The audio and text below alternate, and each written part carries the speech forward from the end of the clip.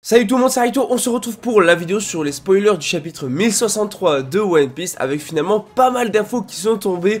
Restez bien parce qu'il y a du très lourd qui va arriver sur le chapitre 1063, ça va être une giga masterclass, surtout une certaine chose.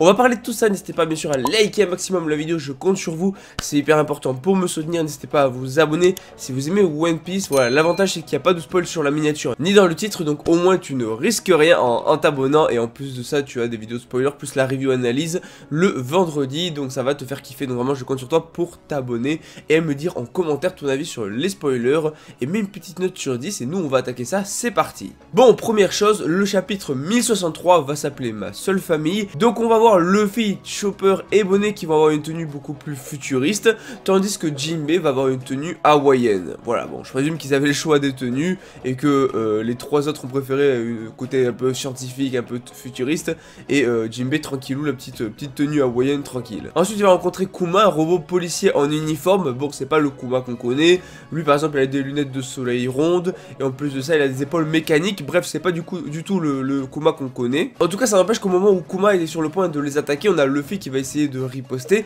mais Bonnet qui va l'arrêter parce qu'elle va expliquer que c'est son vrai père en fait et c'est sa seule et unique famille. Et on va avoir une image qui va être très sympa où on va voir Kuma qui tient Bonnet quand elle était jeune en fait dans ses bras. Donc ça peut être vraiment très cool voilà, d'avoir enfin des informations finalement sur la relation Bonnet-Kuma. Maintenant on sait que Kuma est officiellement son père, mais pourquoi pas avoir un peu plus d'infos là-dessus, des flashbacks etc. Et on en aura, on va savoir tout ce qui s'est passé vis-à-vis de Vegapunk et tout, donc ça va être assez intéressant. Sinon on n'aura pas de nouvelles du groupe de Zoro dans ce chapitre là, on va se consacrer du coup sur le groupe de Luffy. Et attention, l'information de fou, personne n'était prêt pour ça, on va avoir Barbe Noire qui va tendre directement une embuscade au milieu de la mer à l'eau. Oui, on le savait, on s'en doutait qu'à un moment Barbe Noire affronterait l'un des trois capitaines forcément de la nouvelle génération qui ont battu Big Mom et Kaido. On se doutait que ça serait pas Luffy, c'est beaucoup trop tôt, mais on se disait que peut-être il tomberait sur Kid ou sur l'eau. Ben voilà, c'est sur l'eau que ça tombe, pas sur Kid finalement,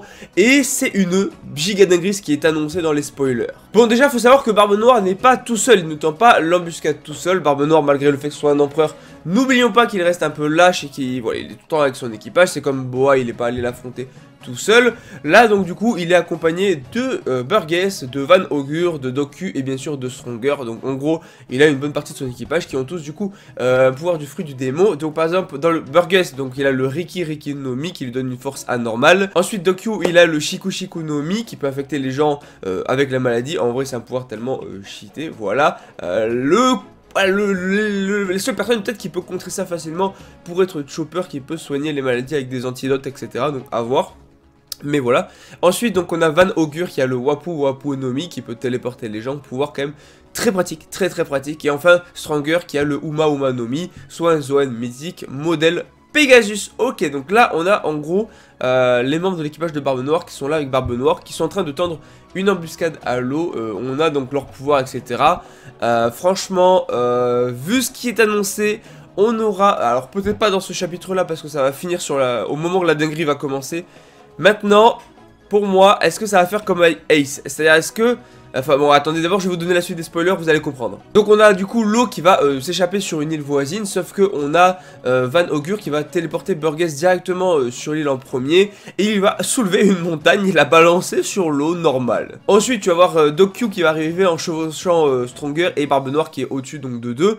Et surtout là où c'est cool, c'est que du coup on a Doku qui va utiliser son pouvoir pour transformer l'eau en femme pendant un petit moment, mais l'eau utilise son acquis pour briser la maladie donc du coup de Doku, parce qu'en fait voilà, comme le dit l'eau, qui fort en fait peut annuler les pouvoirs d'un fruit du démon.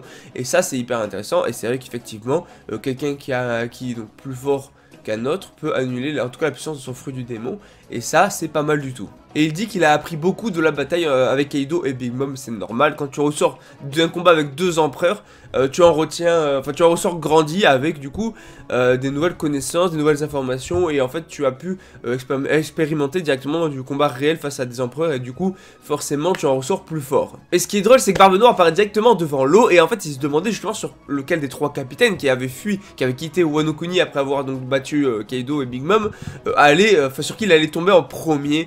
Et ben c'est sur l'eau et ça finit. Mais le chapitre finit sur l'une des plus grandes masterclass. On va avoir un combat l'eau vs Barbe Noire. Oui, les deux sont face à face, prêts à se battre. Barbe Noire qui te dit directement Kaido devait avoir l'un d'entre eux. Alors je vais prendre tous les poneglyphes de route. Parce que oui, voilà, Kaido est bien un poneglyphe.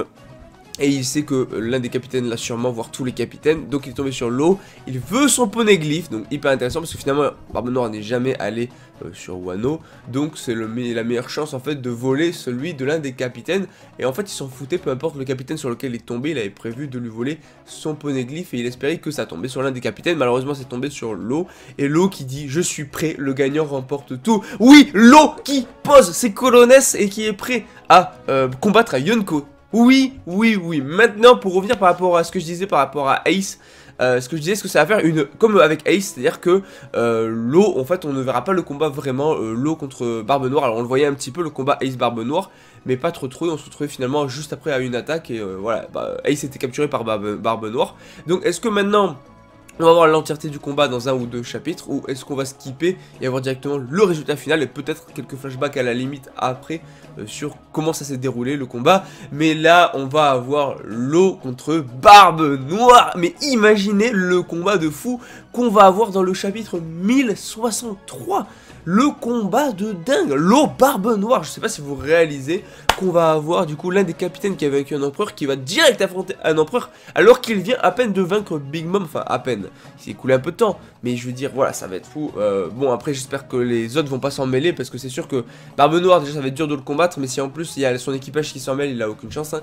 Mais bon on verra si c'est un combat individuel ou ça va être un coup de lâche de la part de Barbe Noire. Et est-ce que Barbe Noire peut-être voudra récupérer le fruit du démon finalement de l'eau, parce que c'est un fruit du démon quand même assez puissant, assez intéressant, qui peut être hyper pratique, le fruit de l'eau.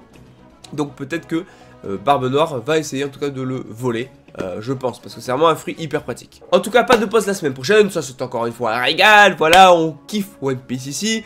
Donc n'hésite pas à me dire en commentaire ton avis sur le chapitre, like, partage, abonne-toi si tu aimes One Piece, je te dis à la prochaine, allez, ciao tout le monde.